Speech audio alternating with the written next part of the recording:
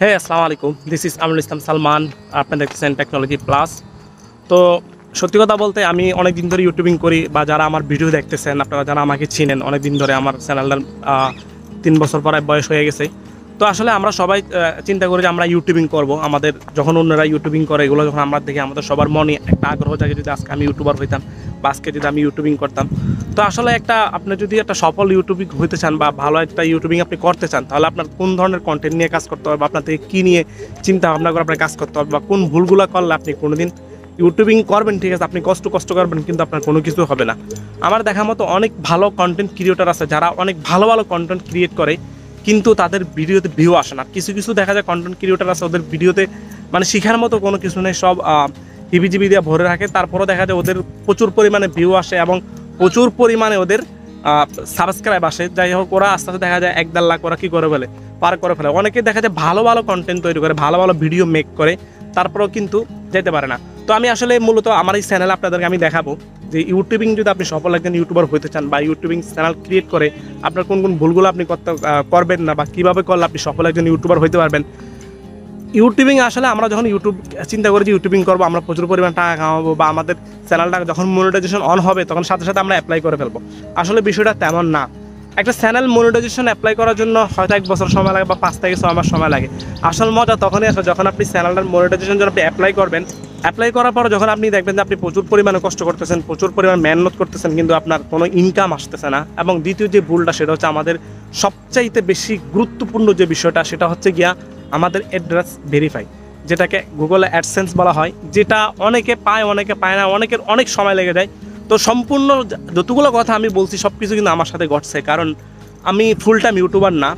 Just আমি কিছু video make করি। আমি একটা আইএসপি ব্যবসাতে জড়িত, একটা নেটওয়ার্ক ব্যবসাতে জড়িত আছি, বা আমি একটা নেটওয়ার্ক ব্যবসাতে জব করি। সেই উপলক্ষে যদি আমার ক্লায়েন্ট আছে, যারা আমাদের কাস্টমার আছে, তারা যেহেতু আমার ভিডিওগুলো দেখে কিছু শিখতে পারে, সেই জন্য আসলে মূলত আমি ভিডিওগুলো মেক করি।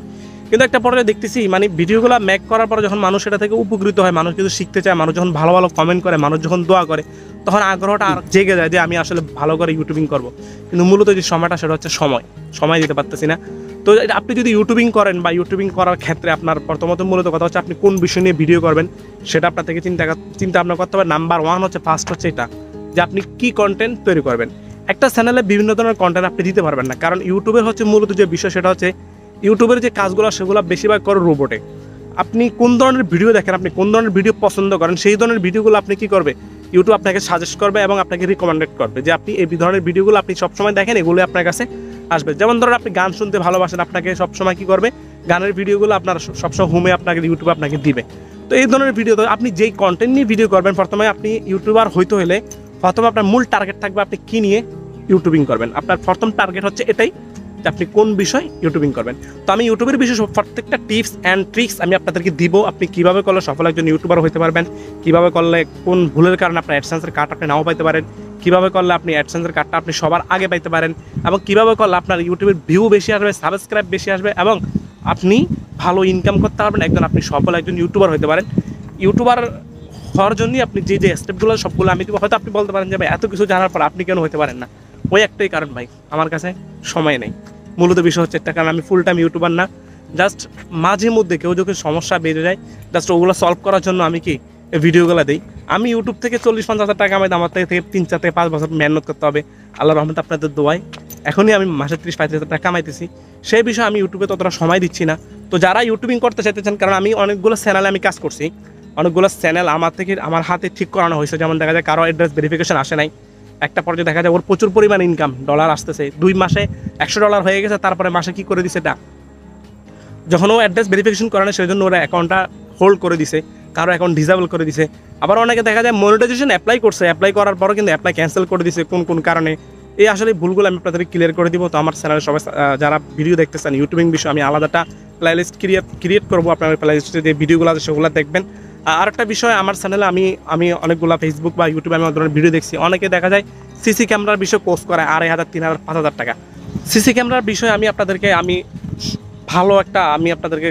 ভিডিও দিব, বা সিসি ক্যামেরার বিষয়ে যে কোনো সংক্রান্ত ইনশাল্লাহ আমি অতটুকু আপনাদের বলতে পারবো যে সিসি ক্যামেরায় আপনাকে কেউ কোথাও বাজাইতে পারবে না, কারণ আমার দীর্ঘ 10 বছরের অভিজ্ঞতা সিসি ক্যামেরার বিষয়ে। আমি যখন সিসি ক্যামেরা লাগাই, তখন আমি অনেক ছোট ছিলাম, তখন থেকে আমি সিসি ক্যামেরা লাগাই।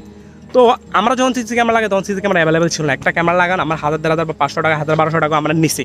তো যারা সিসি ক্যামেরা শিখতে চান টাকা দিয়ে অন্য জায়গায় শেখার কোনো দরকার নাই। সিসি ক্যামেরাতে এমন কোনো কিছু নাই, এমন কোনো প্রোগ্রামিং ল্যাঙ্গুয়েজ নাই, এমন কোনো আলাদা ভাষা নাই যে জাভা স্ক্রিপ্টের তারপরে XML HTML এই ধরনের কোনো কিছু সেটা আমরা কোর্স করতে হবে এমন কোনো কিছু নেই।